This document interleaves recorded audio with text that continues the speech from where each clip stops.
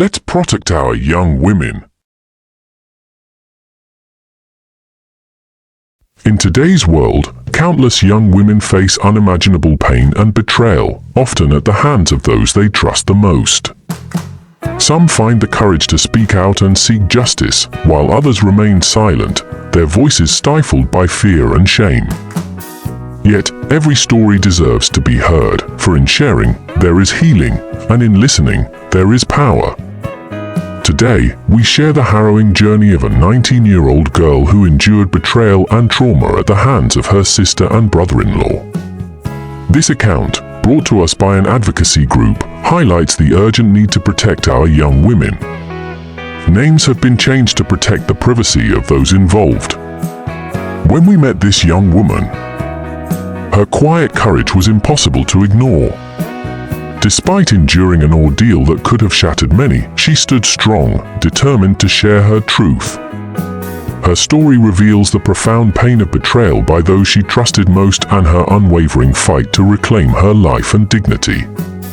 While we've rephrased her account for clarity, the essence of her story remains unchanged. In this retelling, she is Mercy. Her sister is Amora, her brother-in-law is Frank, and her friend is Angela. My name is Mercy. Today's story is about my experiences in the marital home of my elder sister, Amora. I never thought I'd live to tell this story, but here I am today and I thank God for it. I also thank God for my friend Angela. She embodies the saying that a true friend is the one who walks in when the rest of the world walks out. When everyone else turned their backs on me, Angela came in and stood by my side. Angela may not have been big in size, but she was like a little horse, so strong and dependable. This story is about my time at my elder sister's home in Owerri, Nigeria. In the past, women rarely worked corporate jobs that demanded long hours away from home. They dedicated themselves to their families, caring for their husbands and children with unwavering commitment. The man would come home, freshen up, and sit down to a meal lovingly prepared by his wife, simple but made with care. Perhaps that's why, in the Bible, Adam was out when the serpent met Eve at home. But times have changed. Women now juggle careers and family life, leaving home early and often returning as late as their husbands, if not later. This shift has reshaped households, creating a need for extra hands to help. Married women are remarkable, always striving to take care of what matters most, their families. But even the strongest can feel overwhelmed. In Nigeria, many turn to their little sisters, cousins, or nieces for help with household duties. When these familiar faces aren't available, they often hire girls from outside the family to fill the gap. That was what took me to my elder sister's home. I moved in to stay with my elder sister, Amora, and her husband Frank. We called him Uncle Frank when I was a little above 18. Amora and Uncle Frank lived in a beautiful home in Owerri, Nigeria. At first, they were so kind to me. They always told me, "We are family, Mercy. This is also your home." I believed them. My sister was juggling a lot. Her job, her marriage, and then me. As an auditor at the bank where she worked, she often had to travel for an entire week at a time, leaving me to manage things at home. I did everything I could to help lighten her burden and justify my being there, keeping the house in order, taking care of the kids, and making sure everything ran smoothly in her absence. She appreciated me for that. I was everything she needed to focus on her job. She bought me things. If I mentioned something I wanted, my sister wouldn't hesitate to get it. She was like the mother I had lost when I was 15. At first, Uncle Frank seemed kind and welcoming, too. He often offered compliments like, "You're so hardworking, Mercy," or "You remind me of Amora when we first met." He even got me gifts. At the time, I didn't think much of his actions. More so, Uncle Frank was an ordained pastor in our church. On Sundays, he sat with a group of other pastors in the front row near the pulpit, while we, his family, sat in the congregation. We wouldn't eat anything, even outside, without praying first. In the morning, we prayed before anything else, and at night, we prayed again before bed. Even young Praise, who was only 4 years old, knew this routine. No one could have made me believe that Uncle Frank was capable of what he did to me. Looking back now, I remember how his eyes lingered on me a second too long, or how his tone softened in ways that felt different when my sister wasn't around. But I was too innocent to see the signs. One Tuesday morning, the wrong side of him came to the forefront.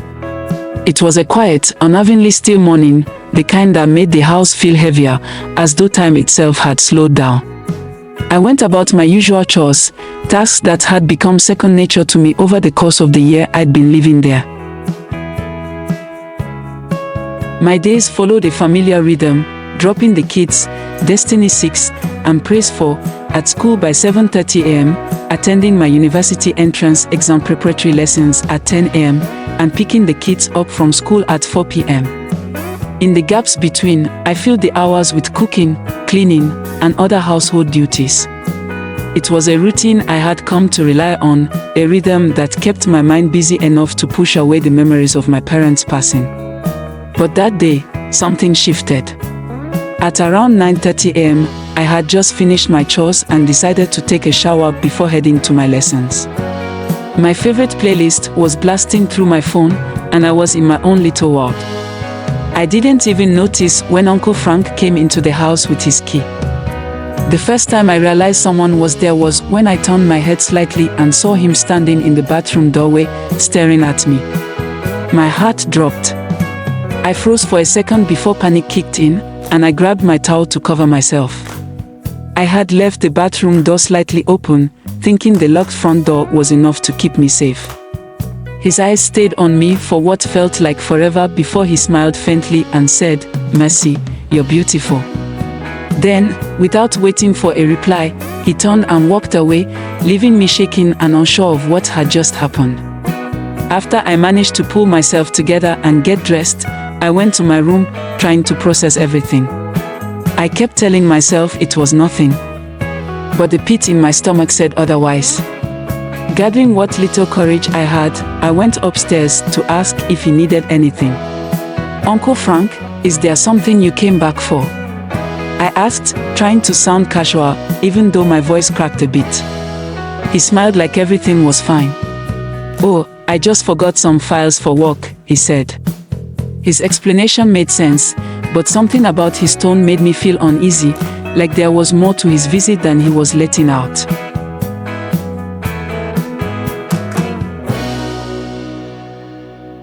To ease the awkwardness, I joked, "That must be some important file for you to come all the way back.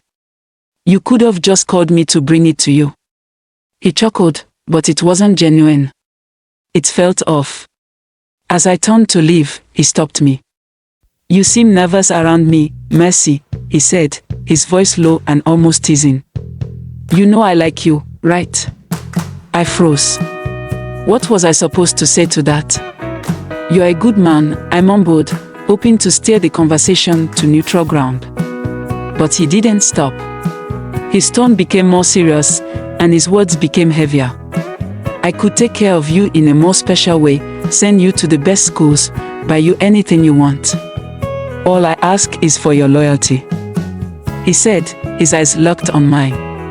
I didn't fully understand what he meant by loyalty, as no one had complained of any disloyalty about me, but I knew it wasn't something I wanted to find out.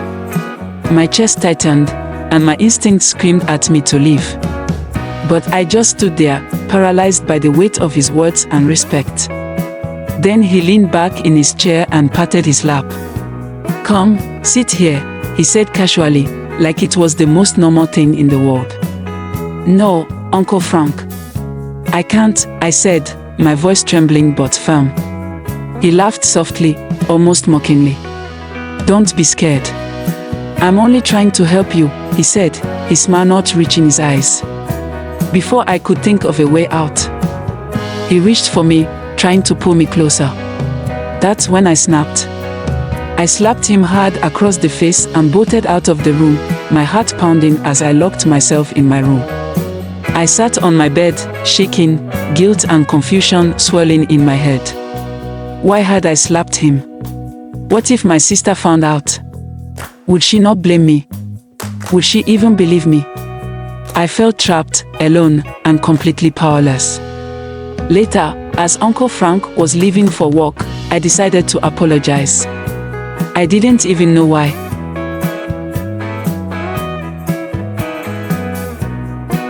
Maybe I felt guilty, or perhaps I just wanted to smooth things over so he wouldn't say the wrong thing to my sister and make her angry with me.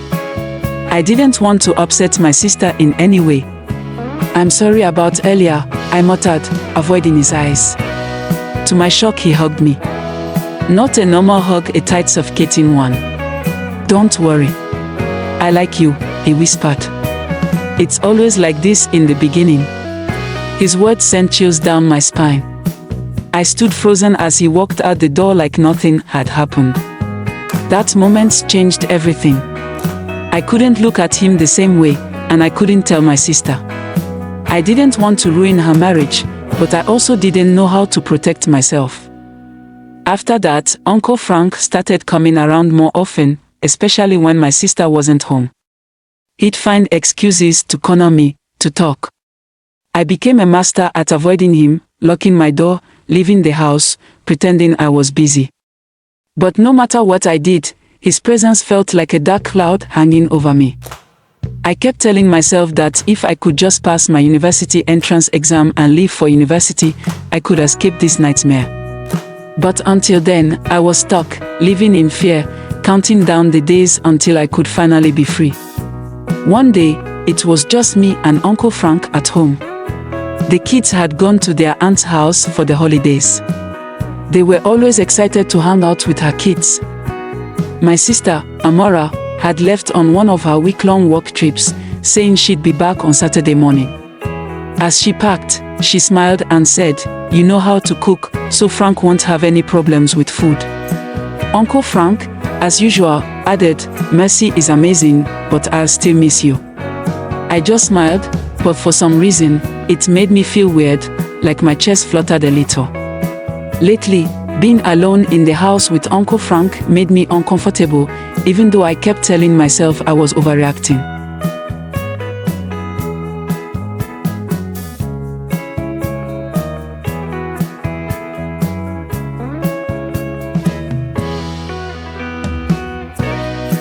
He hadn't done anything too serious lately, and I'd learned how to avoid awkward situations with him. But something about this time felt different. For the first few days, everything was fine. Uncle Frank was nice and kept his distance, and I stayed out of his way. But on the fourth night, he insisted we eat dinner together at the dining table.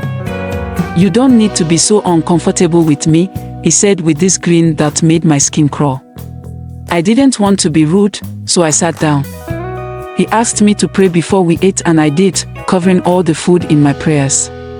During dinner, he asked me to get something from the kitchen and I left. Before I returned, he had poured us drinks and started drinking his as he asked me light questions about the phone he bought for me for my birthday. About my plans for university, my favorite books, everything. Drinking non-alcoholic wine in our house was normal, we had a lot of it. I drank mine. It felt normal at first. But after a while, I started feeling dizzy.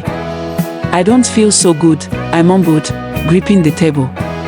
My head felt heavy, my vision blurred, and before I knew it, everything went black. The next morning, I woke up in my room, feeling strange. My body ached, and my clothes didn't feel right. Uncle Frank acted like nothing happened. "You must have been really tired," he said, sipping his coffee like it was any other day. I wanted to scream at him, to demand answers, but I was too scared. I couldn't remember anything clearly. And that made it worse. Deep down, though, I knew something had happened, something terrible. When my monthly flow didn't happen that month, I started panicking. I couldn't tell anyone. I tried hinting my sister that I wasn't feeling well. I wanted us to discuss how I felt, but she was too busy getting ready for another trip. She just told me to get some malaria drugs. Uncle Frank came home that evening with some drugs, acting like he was doing me a favor. I felt sick to my stomach but didn't know what to do. By the third month, I couldn't ignore the signs anymore. I was throwing up every morning and feeling weak all the time. My sister gave me a paper to a clinic, and when the nurse handed me the results, my whole world fell apart. I was pregnant. Walking home, I felt like I was in a nightmare. My hands shook as I held the paper, and I couldn't stop crying. That evening, I confronted Uncle Frank. "What did you do to me?" I asked, shoving the results at him. His face changed, darkened. "What nonsense are you talking about?" He snapped. "Do you want to ruin my name, my position in church and marriage? You must have been messing around with those boys from your lessons, and now you want to pin it on me." He stormed off and told my sister everything his way. She came down in a rage and slapped me so hard I couldn't see straight. "How dare you accuse my husband of something like this?" She shouted, her voice shaking. "I took you in, and this is how you repay me. Smearing our name." I tried to explain, but she wouldn't listen. "If you bring this up again, you'll have nowhere to live," she warned. Then she added, "You'll show me who's responsible for this at the right time. I'm not raising someone else's child." That night, I cried until I couldn't breathe. I felt so alone, like no one in the world cared about me. I stopped going to school, too ashamed and scared to face anyone. Uncle Frank kept acting normal, like nothing was wrong, while my belly grew. I hated him, and I started hating all men. Eventually, my friend Angela noticed I wasn't coming to school and showed up at the house. She found me sitting on the floor in my room, crying my eyes out. "What's going on?" she asked, looking so worried. "Why have you been avoiding me?" I broke down and told her everything about Uncle Frank, the pregnancy, and how my sister didn't believe me. Angela cried out, "Your elder sister's husband did this to you." "The pastor." I nodded through my tears. She held me tightly, crying along with me. Later, she toughened herself and said, "You don't have to do this alone, Mercy. I'll help you." She left quickly, knowing Amora or Uncle Frank could come home at any moment. A week later, Angela returned with a woman named Sister Naomi, a nun from a place that helps girls like me. Angela had reached out to them for support. Together, Angela and Sister Naomi helped me pack my things, and I left a note for my sister saying I was staying with a friend. At the care home, the head of welfare, a senior nun, asked me what had happened, and I told her everything. She comforted me and told me to relax. They were so kind. For the first time in months, I felt safe. They supported me through my pregnancy, and Angela visited me every week. When my baby girl was born, I named her Angela after my friend who never gave up on me. The nuns didn't stop there. They connected me with a group that helps girls fight for justice. Even though I was scared about what it might mean for my sister's marriage, I agreed to file a case against Uncle Frank. A DNA test proved he was the father of my child, and he was arrested. When Amora found out, she came to see me at the care home for the first time. She was angry and retorted, "You must have been flaunting yourself around Frank in my absence. Were you trying to take over my marriage? I thought you came to help me. I was doing everything for you, and I didn't know you had another plan." I broke into tears, unable to respond. Sister Naomi intervened and asked her to leave. As I didn't have any home to return to anymore, the nuns gave me a place to stay and a job in the supermarket in the nunnery. Now, I'm a teacher's training college. I want to be a teacher. I can't thank Stella and the nuns enough. I am happy I could tell this story. My story shouldn't just be mine anymore. It's a way to help other girls who feel trapped and voiceless. Young girls are precious and often attract attention even when they shouldn't. Moms and caregivers, never be too busy to listen to your daughters or the girls in your care. Create a safe space where they feel comfortable sharing their problems with you. Be vigilant, even with trusted individuals, and teach them about boundaries and self-worth. Make sure they have strong support systems and protect them fiercely. They deserve safety and love.